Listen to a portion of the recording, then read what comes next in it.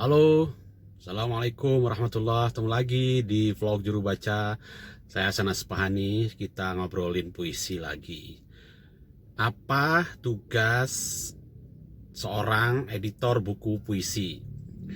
Saya mau menjawab ini, menjelaskan ini dengan sejumlah pengalaman menerbitkan buku puisi yang tentu saja karena itu saya bekerja sama dengan editor.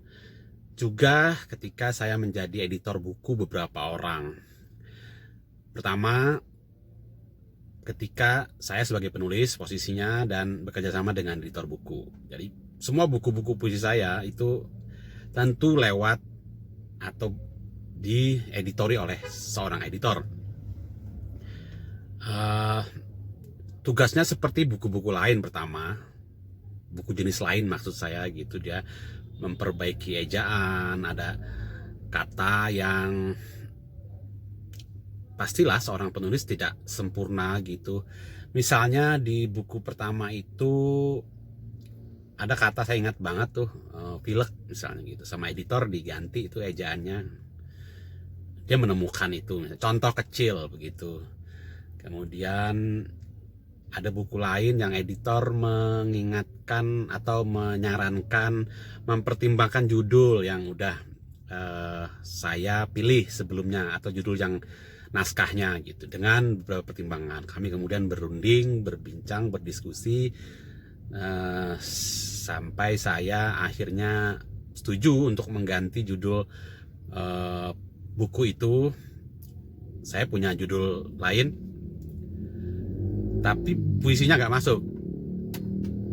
Nah, karena itu saya kemudian bahkan harus memasukkan puisi yang tadinya nggak masuk di buku itu supaya judul puisi itu bisa jadi judul buku. Ada yang kejadian di satu buku saya yang harus seperti itu. Ada di buku lain yang editor karena pertimbangan kebijakan penerbitnya, maka beberapa puisinya nggak disarankan untuk dicabut. Ada pertimbangan politis, ada pertimbangan etis gitu. Karena dalam puisi saya menyebut nama seorang pesohor, selebritis yang di buku lain oleh penerbit yang sama, oleh si pesohor dipermasalahkan penyebutan nama itu gitu.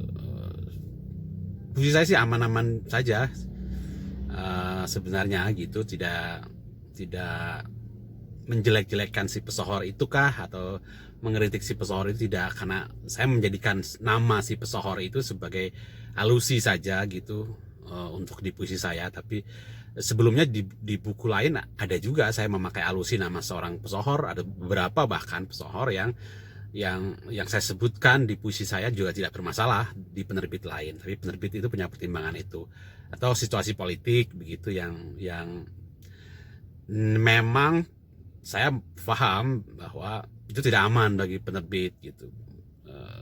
Akhirnya dicabut puisinya gitu. Saya setuju untuk tidak mencabut atau tidak menerbitkan itu gitu.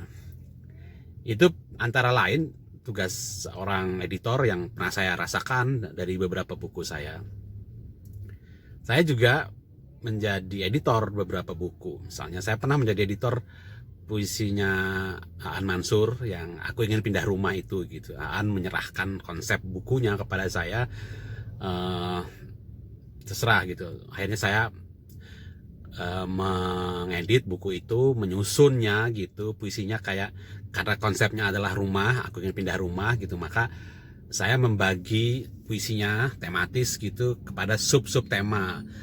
Ada, kalau nggak salah ada 4 pintu kehilangan, pintu kedatangan, pintu apa gitu, beberapa ada pintu yang puisinya kemudian saya bagi sesuai yang menurut pembacaan saya bisa dikelompokkan kepada beberapa pintu itu gitu. Jadi itu tugas saya sebagai editor, kami menyepakati itu dengan Aan. Saya mengerjakan itu. Terakhir saya juga menjadi editor buku puisinya Pak Ibrahim Gibra yang masuk 5 besar Hari Puisi 2020.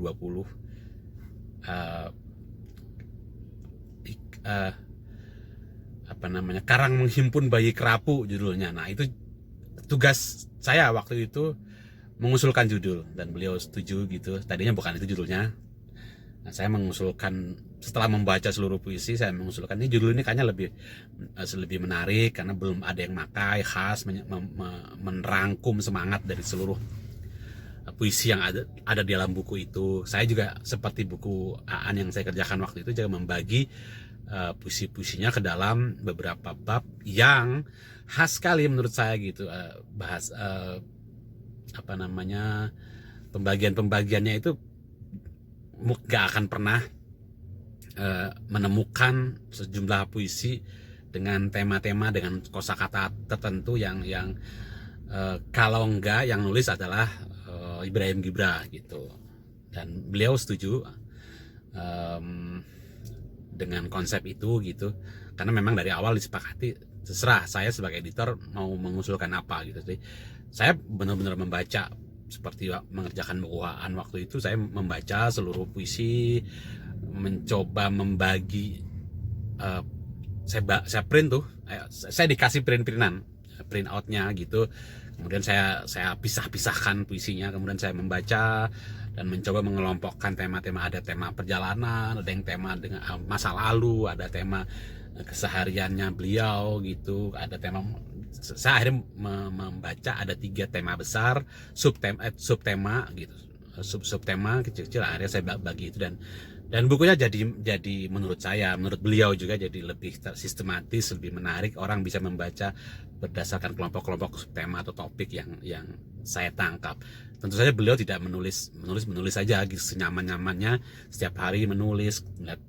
Saya mencoba membagi itu gitu. Nah, saya kira tidak semua editor kemudian bekerja seperti itu kan, tapi pengalaman saya sebagai orang yang karyanya dieditori oleh orang lain, atau juga sebagai orang yang mengeditori buku orang lain, itu yang saya lakukan gitu.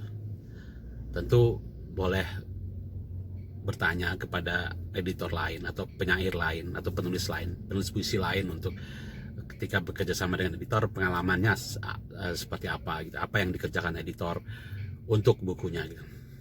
Kayak lagi secara umum ya, mengerjakan tugas seperti editor lain, mengecek ejaan, mengecek kalimat yang ini bukan soal lisensia puitika, ini kan penyair bebas gitu, kok puisi diedit, ya puisi diedit, kalau salah aja ya diedit lah gitu kan. Ceroboh kan, artinya saya bisa ceroboh juga diedit. Banyak hal naskah saya sering ada aja ketemu salah ketik, salah apa gitu, salah ejaan gitu. Itu kira-kira jawaban untuk Anugrah Gio Pratama yang bertanya di komen salah satu video di vlog ini. Terima kasih sudah bertanya, mudah-mudahan jawaban saya cukup menjelaskan. Tunggu lagi di video berikutnya. Assalamualaikum warahmatullahi wabarakatuh.